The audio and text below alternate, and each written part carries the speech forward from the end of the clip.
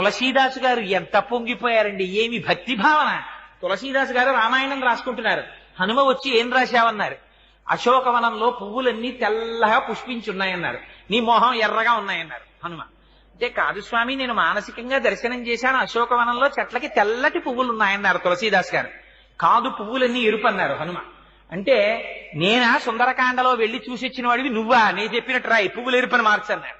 అంటే తులసీదాస్ గారు, అమ్మ బాబోయ్, ఇంతో మనం ఎక్కడ వాదిస్తాం, ప్రత్యక్ష సాక్షినంటాడు అని రామచంద్రమూర్తిని ధ్యానం చేశారు. రామచంద్రమూర్తి ప్రత్యక్షమయ్యారు. హనుమ, ఏమిటి నీ ఎల్లరన్నారు.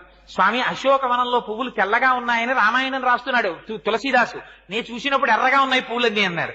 అంటే స్వామి అన్నారు, అలా అనకు, ఆ ఋతువులో అప్పుడు పూసిన పువ్వులు తెలిపే, నీకెందుకు ఎర్రగా కనపడ్డాయో తెలుసా, ఆ చెట్టు మీద కూర్చుని కిందకి చూసావు మీ అమ్మని, క్షితిక్షమా పుష్కర సన్నిభాక్షి యరక్షిత రఘవ లక్ష్మణాభ్యాం సారాక్షసీభి వికృతేక్షణాభి సంరక్షిత సంప్రతి వృక్షమూలే.